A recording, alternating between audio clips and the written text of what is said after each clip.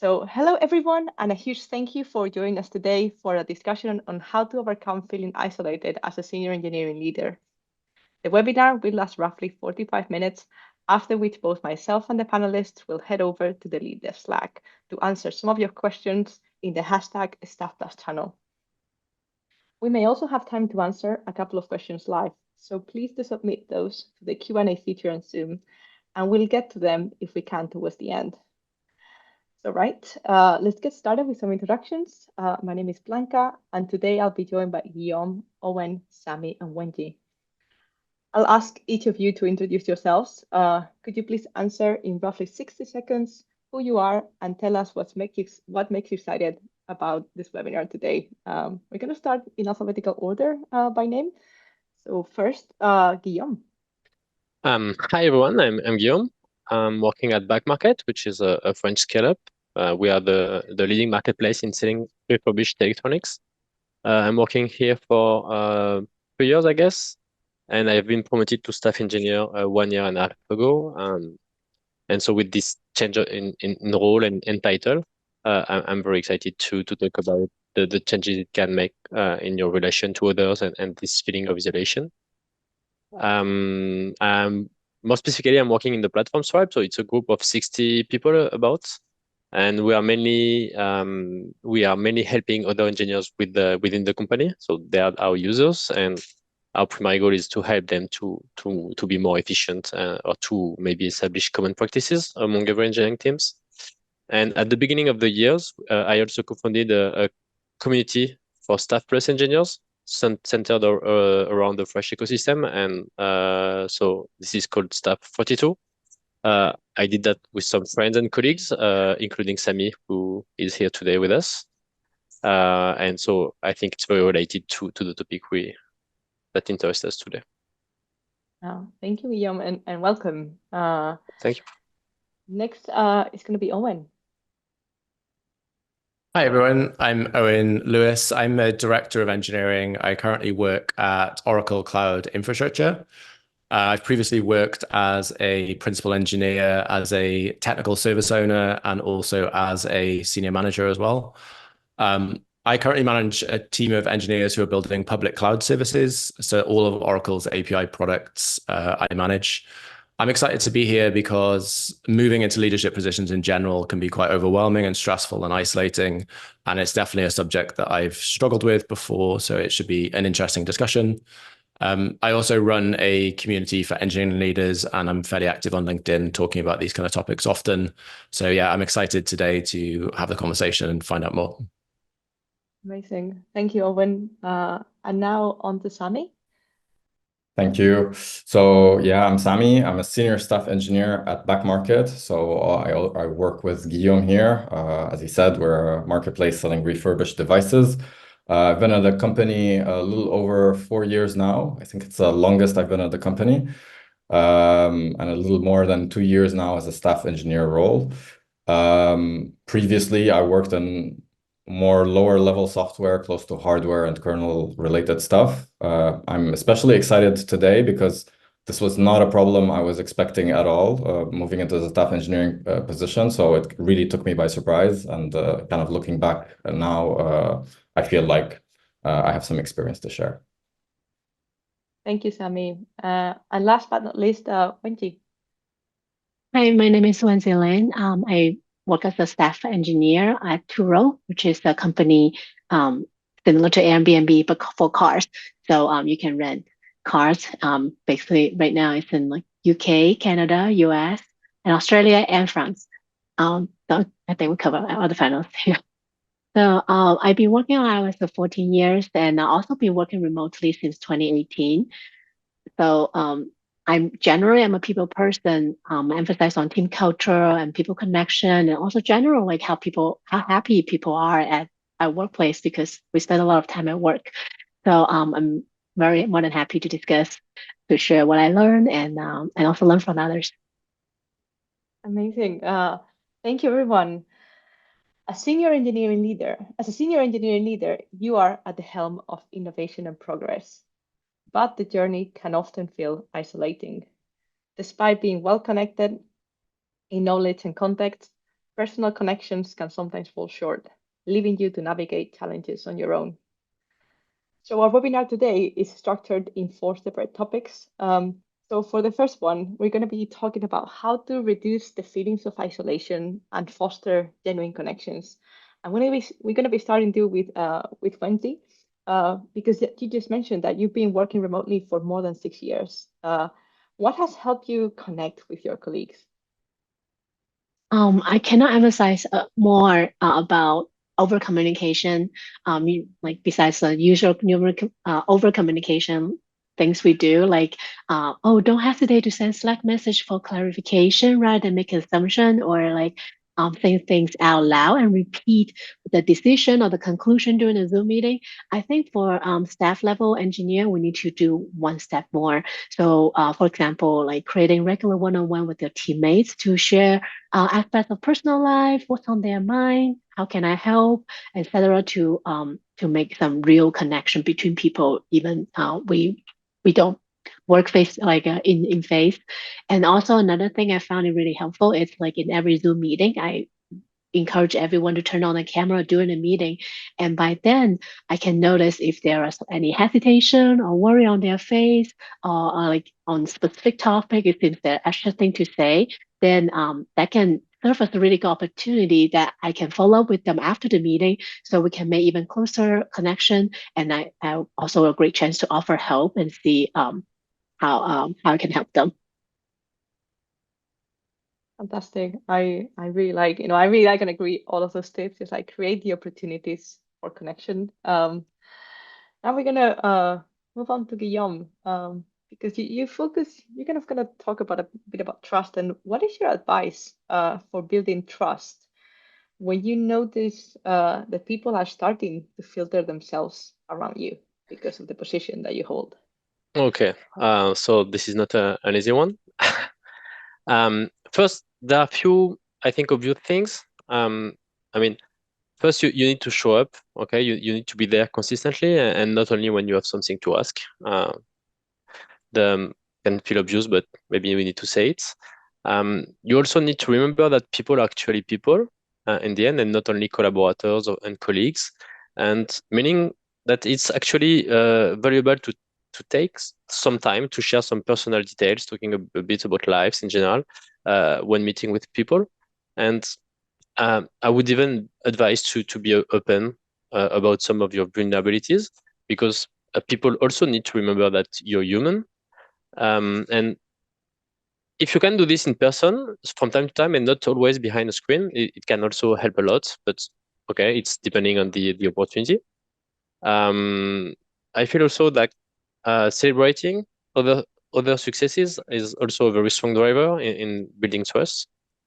And in the maybe less obvious stuff that I noticed, is that you absolutely need to avoid to catch people off guard. In my opinion, it's not the role of a leader to bring surprises on a day-to-day basis. And for this, it's very important to tell to basically everyone, be very transparent what you do, and the opposite, do what you tell. Because in the end, if you're perceived as unreliable, it will damage any relationship you're trying to build. Especially as a senior leader, you will often be perceived as the role model, or maybe at least as an example of the behavior that is rewarded in your organization. And so it's important to show the kind of behavior you want to see in others, and this will help to shape the behavior for everyone. For example, if you want people to take risks, you need to create a blameless space where it's okay to make mistakes. And it's easy to tell, and no one will believe you just because you say it.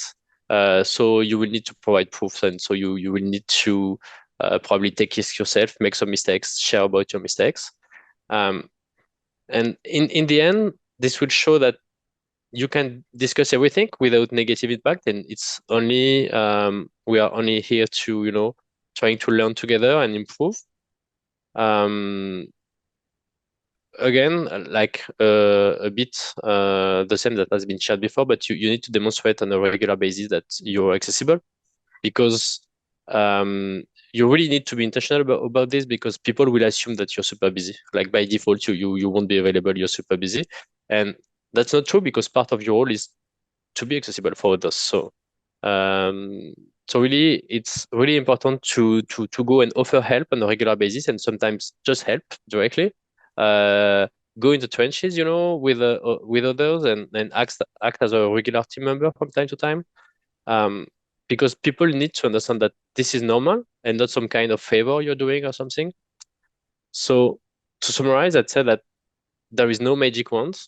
This requires time and effort. I don't think you can fake it, and I don't think you want to fake it either. But so in one sentence, I think you need to genuinely like trust and respect others if you want to be trusted in return. Thank you, Guillaume. And I love how you kind of build on Wendy's answer at the start, that she's modeling the behaviors that she wants and the culture, and she's kind of contributing to create the culture. It's the same thing you have said about trust. You need to trust others. You need to start with your own behaviors as well. Fantastic. And we're going to move on to kind of the next topic for this discussion, which is around building a strong and supportive network of peers who understand your challenges.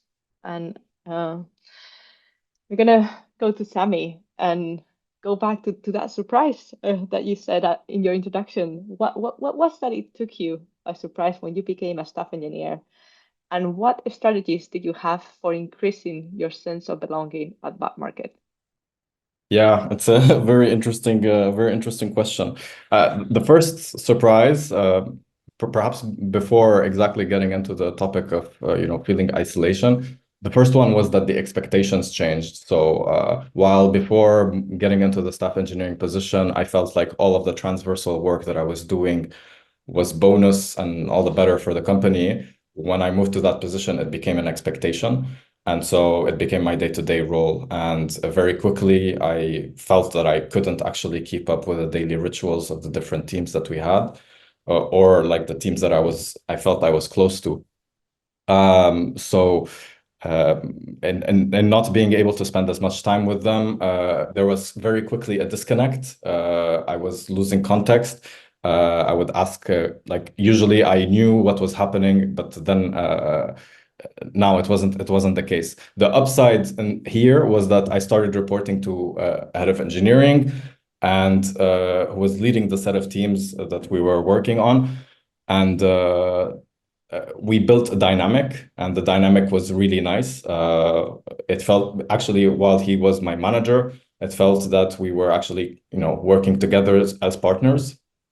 So this was great, and the manager also had a leadership team that managed different teams, but this wasn't really like, while we were working together, it wasn't like completely as smooth as you would like it. You still aren't sharing the same role. And so this is where I started reaching out to other staff engineers across the company. And the interesting part here is staff engineers, you share the same position. And while you work in different contexts, you have the same problems across the organization. And so it started out with a few one-on-ones, discussing how things are working across the company. But later on, we felt that we wanted to foster a more coherent staff engineering community in the company. And so then we started putting this in place. We built rituals for ourselves. We had bi-weekly meetings. We had monthly meetings.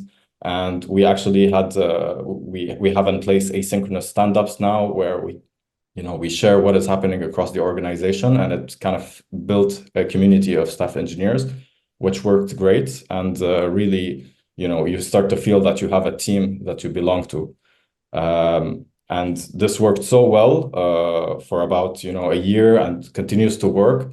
And later on, it spawned the idea, as Guillaume mentioned earlier in the webinar, for creating a more general staff community, one across France. We felt that there was a lot of material around staff engineering, let's say like around London, New York, etc., but maybe not as much in France. So we started a community with fellow staff engineers. And this has been really helpful in understanding and sharing around the different challenges that we have. So yeah, this was great. Wow, that's such a good idea, because there's, while you had a community, or you created a community in your company, I have met a lot of staff engineers they are the only staff engineer at the company, because the company is still quite small. And I cannot imagine how much lonelier that can be at times for the role. But also the challenges that you shared are challenges of managers and directors. So next, we're gonna go to Owen, because as an engineering director, you've kind of mentioned there are parallels in the feelings of isolation. And what is your advice for all the managers that are joining us today? That's a great question, and I think some of the ideas we just discussed are really interesting. For the ideas for staff engineers, I think they also apply really well to managers, such as building your network and engaging in external communities. They work really well. So I think management roles in particular can be challenging because there's a lot of responsibility you have as a manager, and there's quite a lot of stress in the role. And so often it's really important to build relationships within inside the company. So building strong networks make you just generally more effective as a leader. If you have a big network of people within the company that you can talk to, that can really help when you need to deal with a specific problem. You know who you can go and talk to, and you've got just a bigger network in general. Managers, often we're stressed out. We're struggling with our work-life balance, and you just need someone to talk to about a particular issue. And so one of the challenges I think for managers in particular is you're often unsure about who you can talk to. There's a general feeling as a leader that you can't necessarily have certain types of conversation with your direct manager, for example, and it can sometimes be difficult to have certain types of conversations with your peers as well. So it can be quite difficult to know who you can go to for help when you need it and when you're struggling with something as a manager. So I think that can lead to a feeling of isolation. There's a couple of things that I recommend for managers that can help there. The first one is just building networks across the business, building relationships across the business. So, for example, you can build networks with your product counterparts, and I recommend scheduling one-to-ones with other managers around the company. Often when you schedule one-to-ones and you talk to different managers outside of your direct organization, you find that they're struggling with the same problems that you are, and you can build those kind of relationships so you can go to other managers for help when you need them, when you need help. Building close partnerships with staff engineers. I think we just briefly touched upon that previously, but the relationship between a manager and a staff and a principal engineer can be a really effective relationship. I work really, really closely with some of the senior engineers as a manager. And I think that's great because you get to collaborate together. Managers collaborating with the staff engineers on problems, you're often working on the same kind of problem. That relationship can be particularly strong. Building an external network, we also talked about that, such as joining communities, but you can also look for social networks where you can talk to different leaders in different companies.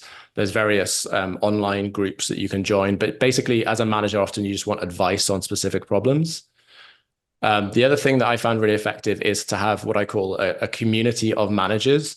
So for example, every week I get together with all of the different managers within my organization, and we often talk about the different challenges we're facing. Even though we are working independently, we get to talk to each other and we get to share different struggles. We get to talk about common problems. So that can be really, really effective, having that community of other managers within inside your organization that you can go to. So really building those relationships is key. And other things such as coaching has been very valuable to me. And I think we touched upon it as well earlier, but a lot of us now are working remotely. And so if you can get time to just go and meet with people, that can really strengthen the relationship and just help with that feeling of isolation. So I work with a remote global team, and meeting people directly is just really, really powerful. Fantastic. Thank you so much for all those tips. I noticed there's a few questions in our Q&A. So I'm just gonna bring a couple because they tie in to what's already been discussed. The first one is what external networks are available to managers? Is there anyone that you can recommend to people? There's a couple of Slack groups. There's one called the RANDS Leadership Slack, I believe it's called. And that's an open Slack group, and it's full of engineering leaders from all kinds of different companies. I have a community myself that I've started to kind of engage with other engineering leaders. Networks like LinkedIn are obvious ones where there's many other managers if you can network. with other managers. Obviously, events like the lead dev events where you did the engineering leadership meetups, those are really, really good as well to kind of build connections. So those are some I recommend. Thank you. I think I've also heard of the Brands Leadership Slack for staff plus engineers. So for the staff engineers in the room, the lead dev meetups, I will advocate for those as well. I think there's one happening in London later this month. So look out for the invite. And now, going to our engineers in the room, what other staff plus networks can you recommend? What apart from the one in France that we know of and our staff plus community in lead dev, is there anything else? I Not was yeah. sorry. I was going to recommend also runs. Yeah. Runs really effective. As you mentioned, it has forced, also for the different levels of staff engineers that you can have. So you can have a principal level, and like we have to be honest. There's a lot of synergies and commonalities between the management track and the staff track. And so a lot of the patterns that we have there around interviewing, putting in place processes, mentoring are quite similar. And at least to me, runs is the one that rings most. But I agree with Owen as well. You have many. You can go to LinkedIn, but runs would be my natural pick. Thank you all. And I think to kind of bring it home, the networks are great, but there's one more question about creating authentic relationships that don't feel forced, because you can go to a network and you can see a lot of people, you can still feel quite alone. So does anyone have some advice to that? Who would like to answer? I would approach with curiosity. I think that's like kind of a good quality of staff plus level need to learn to have. It's curiosity and listen. I feel like that works in a lot of cases, including like when you go to a connection or you're actually trying to talk to a junior engineer or you're trying to work with manager. I feel like that really helped with the connection building up, especially like you said, authentic. That you do care. Yeah, that you do care about other, you do care about a question, you bring your true self out, and that would, I believe that would draw others as well. Yeah, and I'd just add maybe one more thing to that, which is I recommend building these connections and doing the networking before you need the networking, if that makes sense. So you want to build those strong relationships, because often when you're in a time of where you really need someone for help, you want to have those strong relationships in place already. So just being really proactive about building those connections all of the time and just being genuine, offering help to other people. That's one of the best ways to connect with other people, is just to be really helpful, see who you can help in your company. 100% of that. Or when I start getting to know people before you have kind of like a bad day or a bad time, because then you probably won't reach out to them. And I think one of the points that hit home for me was the partnership between staff engineers and managers. I would also say from my experience, the partnership with product. If you are a product-minded engineer, it can work well. For some people, it doesn't. So I think that kind of triangle of partnerships kind of really kind of create your kind of immediate network, so you don't feel so kind of lonely in your day to day. Okay, we're gonna move on to topic number 3 now. If you have any more questions, start putting them in, and we'll get to them later. So for our third topic is about receiving honest constructive feedback that helps you guide your decision making. And we're gonna go back to Guillaume. And what can be helpful in having a peer network external to your company? Yeah, thanks for the question. I genuinely believe this is super important. Okay, I can't really say the opposite, because I've participated in creation of such network, but I believe first it enables you to ask questions to people that probably face more or less the same problematics as you are, but are free to answer with like zero politics linked to your organization. So this creates this kind of massive safe space where you can leverage a super collective brain to help you shape your thoughts on basically every topics you face in your workplace. So it has been to me one of the most useful inputs I get when I need to think deep into a topic. I dare to say even more versatile than a large language model that we can use a bit quickly today. You also benefit from the experience of hundreds of careers and dozens of companies. It's a knowledge that you basically can't find anywhere else. Like you won't have like the blog post or the toolkit that will cover all of that. You can discuss things that have been tried in other companies, either technical or organizational, by the way, and at different scale, and learn why people think it worked well or not. And talking about scale, like my observation is like it's funny how young tech companies very often face exactly the same struggle at the same time during their development. And so it helps identify some patterns about what worked well at what scale and what doesn't. And you can understand when and why things that were great for 20 engineers start to damage your organization when you have maybe 50 or 100 engineers. And in that sense, you get some sort of superpower of knowing the future for the next stages of your company.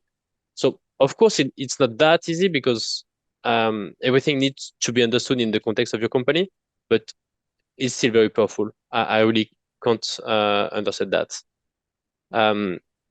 And to conclude, like sometimes it's even more simple than that.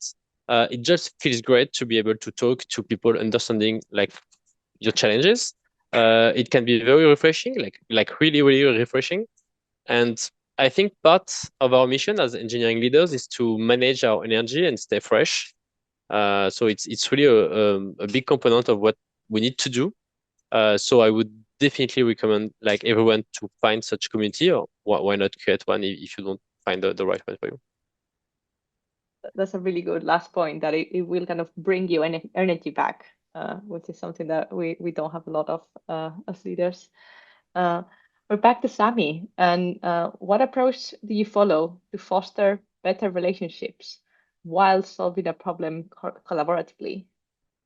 Oh, I think the key term is collaboratively there, and it's an easy and funny trap to fall into, especially for newly promoted staff engineers. They tend to want to prove that they deserve the position, especially that this position tends to be scarce in the organization. But so for me, the key thing is that as a staff engineer, you are responsible for making sure the problem gets solved rather than solving the problem yourself. And personally, I am a very, very big fan of workshops. I guess I owe also a lot to our current CTO on learning how to prepare and have productive workshops. Um, so generally, I would recommend in-person workshops, but we have to admit that they're not always possible. But like the benefits here are that first, you get everyone focused on a single problem for a specific duration of time. And I would say like in our current day and age where everybody's like very really distracted and interruptible, it's actually productive to have everyone, focused all together. The second and most underrated one is that people connect. So one concrete thing that we do, and I really, got to enjoy and see the benefits of, is having icebreakers at the beginning of the workshop. It kind of removes the edge off, calms everyone down, and bring everyone together. But just naturally over the workshop, you have so many coffee breaks, people start to connect.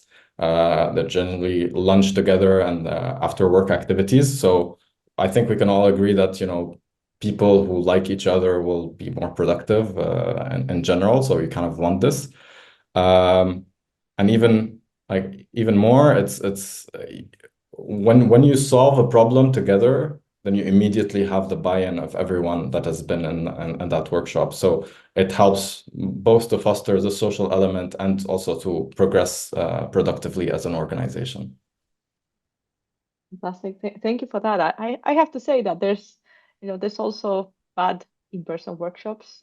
I work mostly remotely, and I love a good workshop. And remote workshops can be great. You just need to kind of maybe put a bit of effort into kind of the dynamics, creating the breakout rooms so people can really connect. And going back to Wendy's comment at the start, you can have really genuine relationships when you're talking to people. So now we're going to move on to the last section of our panel today, which is balancing the demands of leadership with your personal well-being. And we're back to Wendy. What advice do you have for those who struggle to ask for help or admit they don't know something? First of all, I want to say, like, we all been there. When I first hired as the staff level into Turo, I feel a little bit panicking, and then like, what do they really want from me? How I supposed to answer every question and know everything? But then later I realized it's like it's just impossible for us to know everything. And that's what the company hires for. If they really want someone to know everything, they just hire AI directly. They don't need like so many staff level. Um, so from the staff level position to think about like leadership or the demand, it's really how can not for us not just a strong technical leader, but also how can we impact even more. And to amplify the impact, the best way is influence people around you. From that angle, back to the questions, they like, oh, I worry about asking questions or worry about how other people view us. Internally, I think first of all, it's like deal with yourself, let go your ego, handle your imposter syndrome. Think about like rather than answering every answer, how about maybe or say like let me a better way is show people how you approach and solve problem and let them know how you made mistake and then correct yourself and get to the answer. It's more like it's more like rather than give them fish, teach them how to fish, kind of thing. And my own example was when I started this approach as in a new company, I made some really, really stupid mistake that I feel so bad, apologize to my team. Say, I'm so sorry for wasting your time. I was feeling really bad at the time. But then they trying to comfort me, say like, you know what, it's totally fine. Like that made you a human. So ended up my mistake bring the team closer together. That we actually feel close, like even like for remotely, we feel closer, we feel like more connected. So it's okay to make mistake. First, starting to tell yourself that. And then externally, I think I will touch a little bit on that here and there too. It's about as a staff plus level, how to create this culture, how to foster a culture that everyone can ask, feel comfortable to ask questions. I think talk about leadership first thing is be brave and use ourselves first. So you to create that environment, you need to be the person to ask questions first. You need to be the person to show how you made mistake first. And you need to be the vulnerable person and when everyone's looking at you. And that is how leadership work, right? Like you be the first one to do that. So and besides like being vulnerable, like you also create opportunity to for the whole team to work together and create a whole opportunity to see like, oh, we can learn from each other. So so I think like by thinking from that aspect, hopefully that will really help people feel more comfortable to be vulnerable and asking questions. Thank you, Wendy. Just Did you want to add something?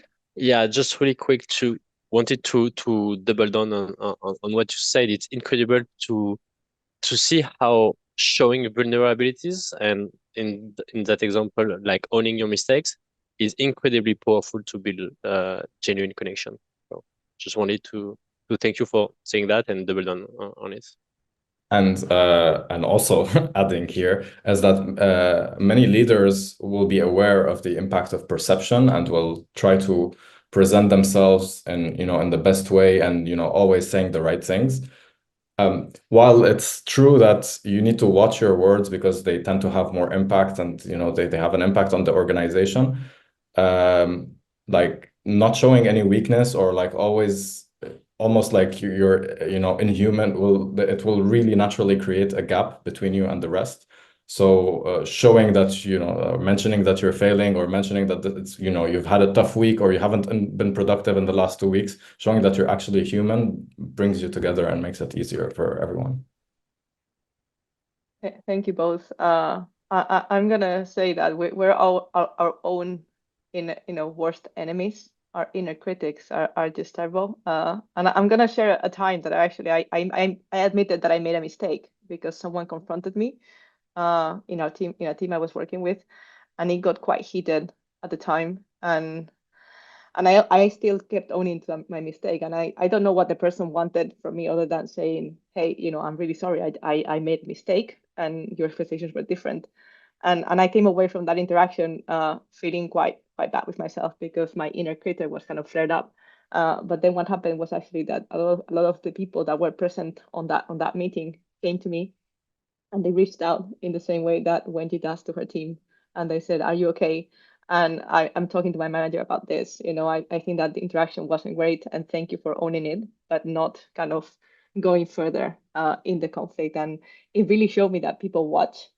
They watch out for the behaviors they want to see in themselves, and they take it in stride. So don't be afraid, because sometimes I think we think that people are going to accuse us. It's like, well, yes, we all make mistakes, and that's, and we just move on. As leaders, we have to learn to kind of move on and learn from it. We're going to go to the last question. I am kind of quite excited for this and see what questions are coming up. Owen, you mentioned an external coach, and I was wondering, how has an external coach helped you when you needed to discuss something that wasn't possible with your team? Well, for me, external coaching, I was going through a career transition. And often when you go through these career transitions, you are in a new role, you're unsure of yourself, you're not quite sure whether you're doing a good job. And so for me, I reached out to an external executive coach. And yeah, for me, it was one of the best things I ever did. It really helped me correct some of those mindsets. And I think we just talked about some of them, such as believing that leaders should have responsibility and they need to know all the answers, all of those things that you maybe assume or believe as you transition throughout your career.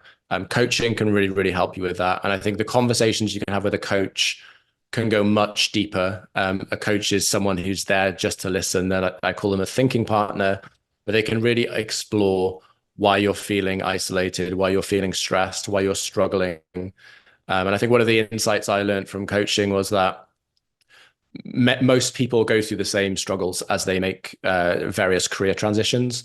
So as you progress from a software engineer to a staff engineer, often the people making that progression are just going through exactly the same struggles. And as you progress from an IC to a manager role, again, people are going through the same struggles. They're struggling to let go of work. And so an executive coach can really, really help you unpick some of those challenges. And yeah, it was definitely something I recommend for everyone. Coaching can be quite expensive and you have to find the right coach. Not all coaches are the same. You have to find someone that fits, but I would recommend a coach for anyone if it's available to you. I do know that some companies sponsor coaching, so you may be able to get that paid for within your company if that's available. And sometimes there are coaches available in larger companies, but something I recommend for everyone. Having a coach has been one of the best things I ever did. Thank you, Oban. I also worked with a coach when I was a principal engineer.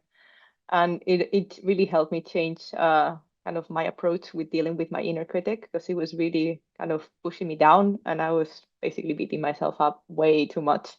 So a new mindset was born from there. And I am so happy to this day that I did that work. It was really, really hard, the thinking that the coach helped me, but it kind of undid a lot of things. Yeah, and I would add that it was so helpful for me. I actually went on to do a coaching qualification and I try and bring that mindset now to work. So whenever I have one-to-ones with engineers, I always try to think as a coach and try and give that to other people because it's really valuable to have someone acting as a coach for you. So ideally, your manager can be a coach for you if that's possible. Amazing. I've also done the same. So I'm currently kind of working to become a coach as part of kind of my an engineering skill, which I think good principal engineers are also really good coaches. Okay, so finished with our panel. We have one question of my audience. I think when we were talking about the workshops, it wasn't clear what workshops we were describing. So someone asked, what sort of workshops are you referring to? Sami, do you want to answer that? Yeah, I mean, the workshops can have a wide range of topics. So it could be organizational. It could be that, we're going to create an office somewhere, and what's the location going to be? What's our strategy around that? It could be purely technical or architectural, and then you're bringing, experts from around the field to work together to solve a problem. It could be, like a performance problem as well that's, requires a whole rework of your system. And we've had, and my answer, like we've had all of these workshops, and I would say that it applies to all of them. The advantage there is everybody is together and on board on the decision. And then later on, you leave the workshop and you can influence the rest of the organization. You know that you have 12 other people that will speak the same message, and then it's just more productive for the organization. So yeah, it could be anything process oriented, tech oriented, or other. Thank you, Sami. Yes, I will add to that the skill of creating a workshop is something you can look into and think of it as a way to kind of almost crowdsource the problem that you have and get different people involved in a room together to work on it with you, okay, and work together towards a solution. So it's not just kind of workshops that happen, but also the ones that that you run that can help you kind of amplify your impact in your organization. So since maybe we're talking about workshops, one also point of experience is that they can easily go off the rails, and they could easily like take a discussion to a discussion to a discussion to a tangent, and then you're not, it can be unproductive. This is where preparing an agenda for the workshop, having an idea of where you want to take it, and importantly, leaving space for these tangents, because they will happen. I would say like some of it comes from experience. You do one or two workshops that work and some that don't work, and then you calibrate, and you tend to learn on how to organize them. Just accept that, especially as there are more people, that you will go on tangents and sometimes you will go off the rails. Just have your agenda flexible enough so that you can incorporate topics, and generally there is always some follow-up work from a workshop, but make sure you do your follow-up work, otherwise you tend not to finish the topic you started. Thank you everyone. And just as a reminder, the newsletters and resources and networks that people have mentioned, they will be posted in the Lead Dev Staff Plus channel. We've reached the end of our panel, so thank you to our panelists for sharing their insights. Now we're going to wrap up. So let's go around the room and summarize in a sentence. What is your top tip for finding a community or creating your own support? We're going to go in reverse alphabetical order this time, starting with Wendy.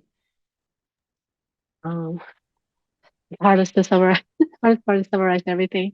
I think I would say like be vulnerable, be curious, and don't give up.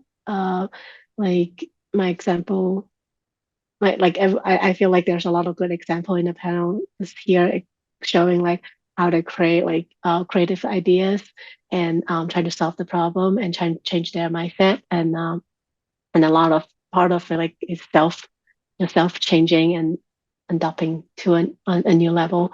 So yeah, that's my summary. Thank you. Next one, Sami, what is your top tip?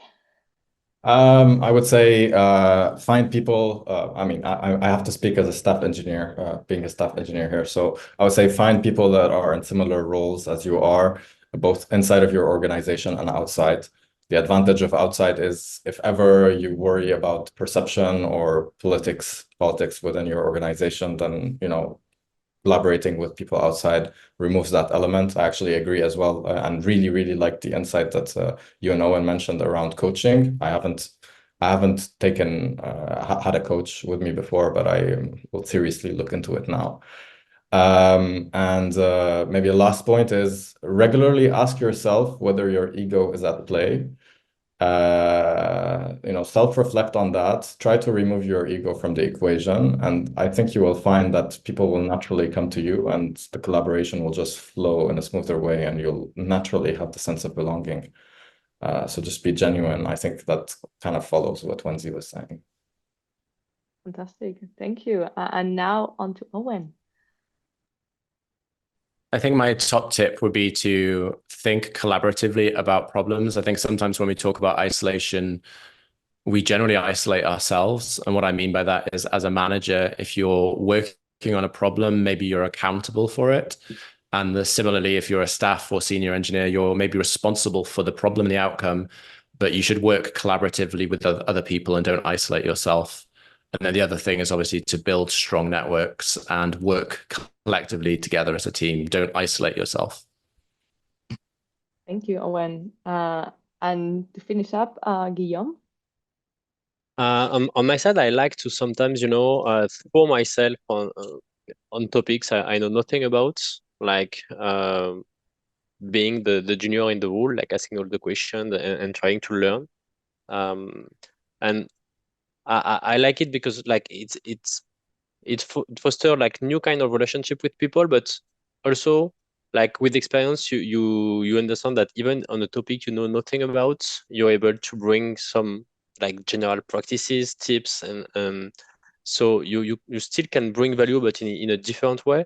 And I think it regroups kind of what has been said before. Like it helps to keep your ego in check. It helps you to know that it's to show that it's okay to make mistakes, or it's like we will be continuously learning. Anyway, no one is knowing everything about everything. So it's something I like to do, and it's part of why I started to build a community with people like this year, because I have no idea how to build a community. So why not try?